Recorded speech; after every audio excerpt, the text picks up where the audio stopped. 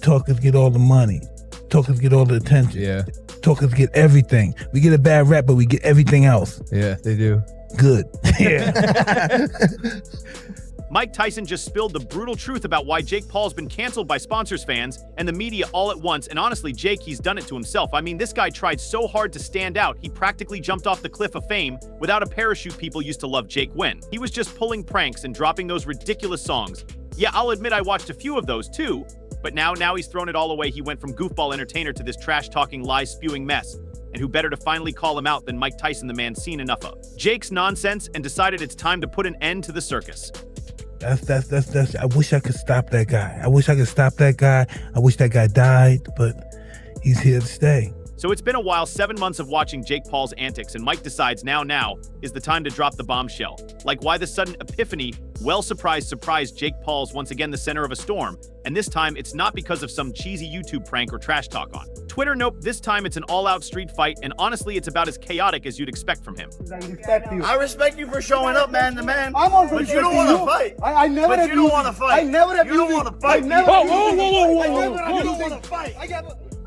It was the time when Jake Paul was minding his own business, or so he says, gets jumped by some random stranger in broad daylight. Like, seriously, what are the chances? But instead of diffusing the situation like any sane person might, Jake goes full UFC mode, and he straight up breaks the guy's nose. Yep, a punch so hard it probably sent the poor guy's nose into a new zip code. What started as some weird street tussle quickly grew into something way bigger. Jake Paul in handcuffs, arrested on a Saturday. Talk about a weekend buzzkill. Now you think getting arrested is bad enough, but nah. This is Jake Paul we're talking about. Things get even messier. Turns out the guy he punched, yeah, he's in serious condition, and now Jake's in some deep trouble. This isn't just some slap on the wrist, whoops, I messed up situation. No, Jake's in a legal nightmare, and being locked up over the weekend didn't exactly help his cause. It's like he threw gasoline on the already raging fire that is his public image, because, let's be real, it wasn't great to begin with, but it gets even juicier. Rumors are swirling that Jake might have staged the whole thing.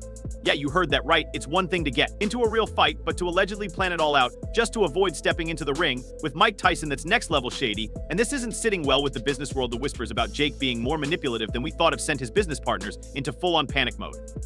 Suddenly, it's not just about whether Jake's unpredictable, it's about whether he's straight up dangerous for their brand image, and when businesses get scared, you know what happens, they cut. Ties fast. Jake Paul used to be more than just a boxer. He was a brand, a social media king, an influencer, but now all of that is hanging by a thread with each sponsor that jump ship. The future of Jake Paul, the brand, looks bleaker and bleaker, and let's be honest, once brands drop you after something like this, they're not coming back. The days of Jake pulling in those fat checks might just be over if this keeps up. Talkers get all the money. Talkers get all the attention. Yeah. Talkers get everything. We get a bad rap, but we get everything else. Yeah, they do. Good. Yeah. And honestly, it kind of makes sense when you think about the time Jake's big fight with Tyson was set for November 15th, and the hype around it was massive. This was supposed to be the fight where Jake would finally prove himself by stepping into the ring with a true boxing legend. But here's the thing, going up against a guy with 40 years of boxing experience. Yeah, that's no joke, and suddenly Jake's caught in a random street fight just months before. It's all a little too convenient. Don't you think so? Now people are asking, was this Jake's big escape plan? Like, maybe he knew he was way out his depth with Tyson and thought, you know what, a staged street fight and an arrest might be easier to deal with than getting knocked out cold by Iron Mike. I mean, sure, it's not the classiest way to avoid a fight, but if you're desperate enough to dodge Tyson's fist, who knows what you've come up with.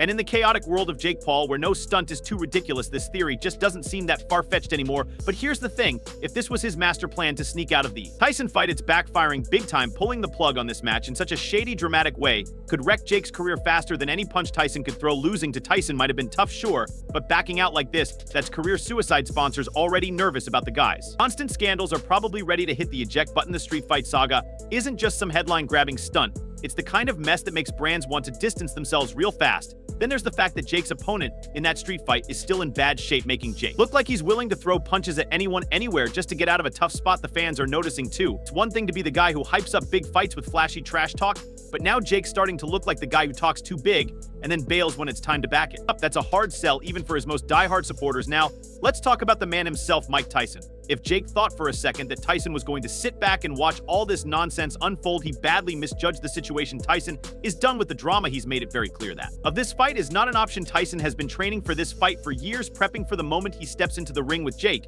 And if Jake's trying to weasel his way out, Tyson's ready to drop the hammer. And I'm not just talking about in the ring, and Jake Paul's career is hanging on by a thread, and honestly, it's unraveling faster than anyone could have predicted. Major brands that used to be all about the Jake Paul hype are now practically tripping over each other to cut ties with him, and it's suddenly everyone's following suit, because who wants to be associated with a guy making headlines for nose-breaking street brawls? And let's be real, this isn't just a little PR hiccup for Jake. The street fight didn't just dent his image, it pretty much smashed it to pieces. Sure, Jake's no new to controversy, but this time it's hitting differently. I was trying to give you an example of Jake Paul. Sure. Do you call Jed right now? Yeah. I got it. No, I got it. After that rest, the brands that once saw him as a cash cow are now realizing he's more trouble than he's worth. I mean, nobody wants their product linked to a guy whose claim to fame is beating up some random stranger in broad daylight. The damage to his rep almost beyond repair, and you know what that means. Bad news for Jake's bank account. And speaking of people who aren't fans of Jake Paul, let's not forget about Dana White. Dana has been on Jake's case for months. He's never held back on calling Jake out, but things really hit a breaking point when he accused Jake of using steroids.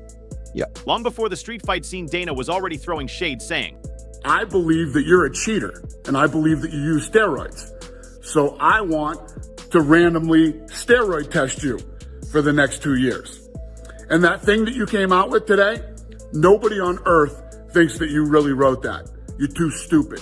Jake, of course, denied it, but the rumor mill never stopped, and now with this street fight debacle, those steroid claims are creeped back into the spotlight like they never left. There's a lot of things that Dana and I agree on. There have been personal attacks, which he started. I will point that out. Calling my fights fake, hiring coaches for Ben Askren, bringing in the steroid accusation. The crazy thing is people are starting to look at Jake's whole career with a side eye now. Was any of it legit? Was the fight real? Or was Jake's entire rise to fame built on one big pile of lies and clever PR stunts? Did Dana White? Sure seems to think so. And now, with the added drama of Jake maybe dodging Tyson, it's looking worse and worse when a guy like Dana, who's been in the fight game for decades, calls you out. It sticks. And actually, but you called me average after 1 minute. But you called me after 1 minute of my first professional fight. No, but you're still average. You're not. It's not true. I just beat a 5-time world champion. UFC. You don't even know. You don't know my ability though. Which I'm entitled to, which is.